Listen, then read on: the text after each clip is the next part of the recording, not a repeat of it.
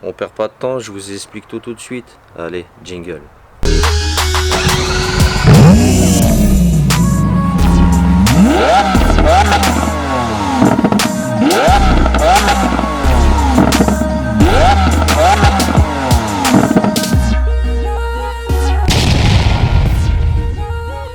Bon, il y en a plein qui vont dire c'est une vidéo putaclic. Non, c'est pas une vidéo putaclic. Bon, tout le monde sait que depuis le mois de fin janvier, je roule avec la 206 de Madame Mécanique parce que la 407 est sur cale et je n'ai pas eu le temps avec le confinement, je suis tombé malade, etc. etc., etc. Donc, il n'y a pas très longtemps, je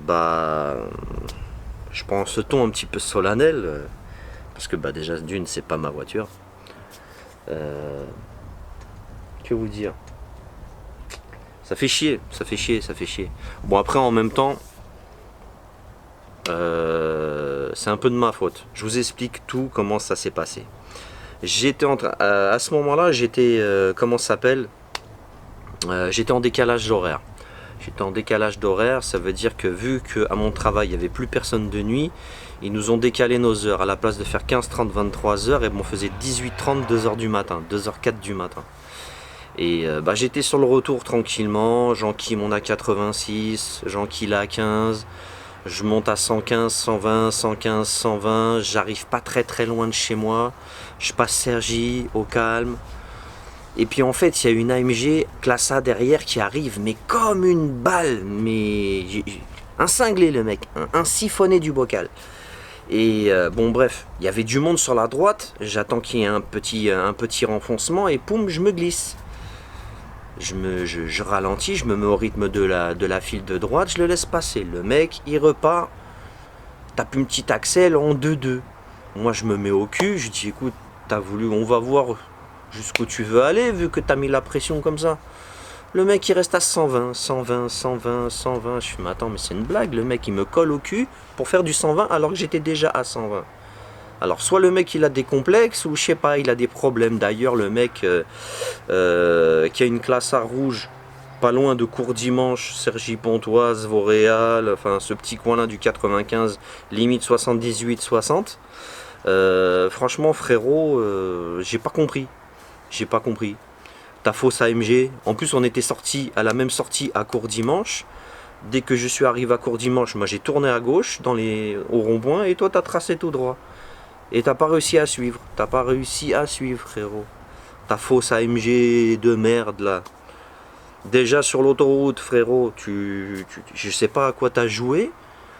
Tu me colles au cul. T'avances pas. Je te colle au miche. Après tu te mets à droite, je te tape un 5-3, je t'enrhume la bouche. Et bon bref, je reviens à ce que je suis en train de faire. Je rentre chez moi, le mec me colle aux fesses, tac tac, tout va bien. Je me remets derrière lui, je tape une reprise. À un moment il se remet à droite, il voit que je suis toujours derrière lui à 120. Bon je respecte quand même un minimum les distances de sécurité, même si elles sont pas là. Hein. Mais je lui montre que voilà, je suis là, tu m'as collé aux fesses, maintenant c'est à mon tour. Et il y a un moment il se met à droite, on arrive vers la sortie Vauréal, je tape à 5-3, un 5-3 vraiment brutal. Même moi m'a choqué la voiture, j'ai fait 3 rupteurs, 4 rupteurs, après j'ai reclaqué une 5 et je suis arrivé à sortie Courdimanche. Je sais pas combien j'étais, mais franchement c'est allé super vite. Quoi qu'il en soit, dès que je suis rentré à la maison, la voiture a commencé à faire un bruit bizarre. Gling, gling, gling, gling, gling, gling, gling, gling, gling, gling, gling, gling, gling. Je prête pas trop attention. Je regarde les niveaux, je check les niveaux le lendemain. Le moteur fait un... C'est pas le moteur, mais enfin la voiture a fait vraiment un bruit de casserole bizarre. Je repars au boulot. Et puis qu'est-ce qui se passe? La voiture en fait elle se décompose complet sur l'autoroute, j'en perds la moitié. Sur l'autoroute, enfin pas des flammes mais en tout cas des étincelles de partout à un moment où je suis à 110 à la place, je sais c'est pas correct. À la place de 90 j'étais à 110.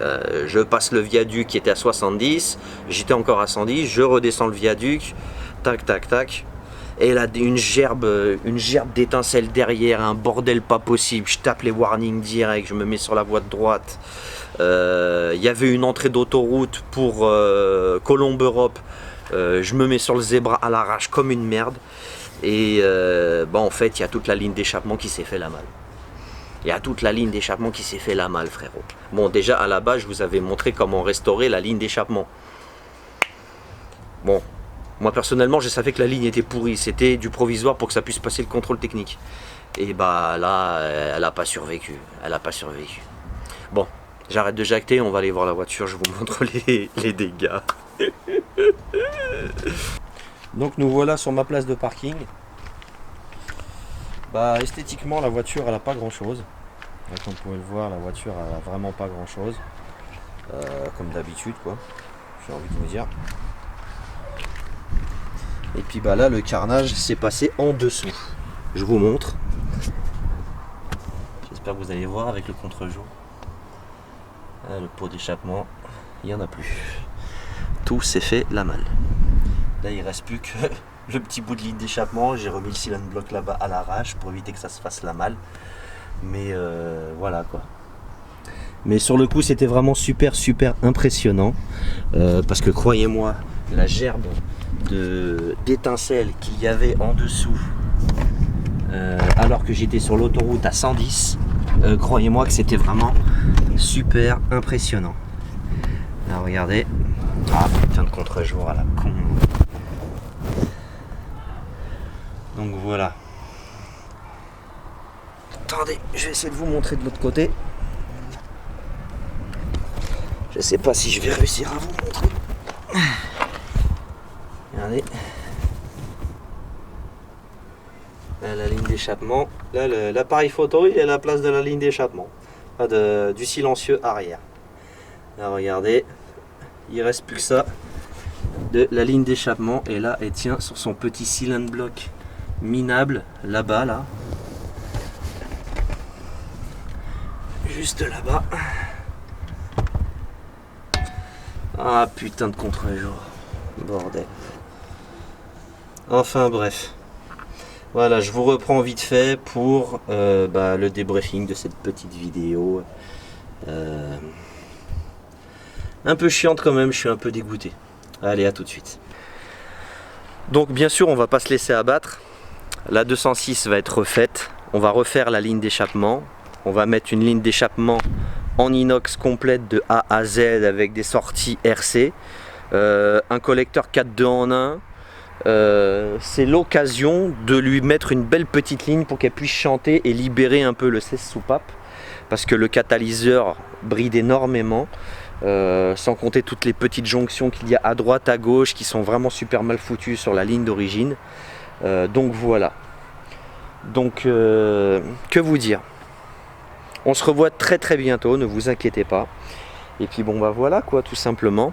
N'oubliez pas de liker, de partager, de commenter. Balancez-moi un petit peu de soutien s'il vous plaît les amis, ça me fera vraiment plaisir.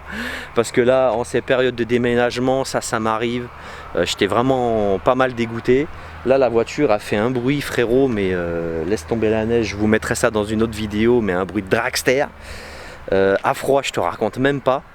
Et puis il y a des moments, elle nous fait des beaux petits retours. Un pop and bang maison, la voiture, faut voir, c'est juste trop marrant, limite impressionnant. Enfin bref, j'ai du mal à tenir la caméra, elle est vraiment très lourde. Donc voilà.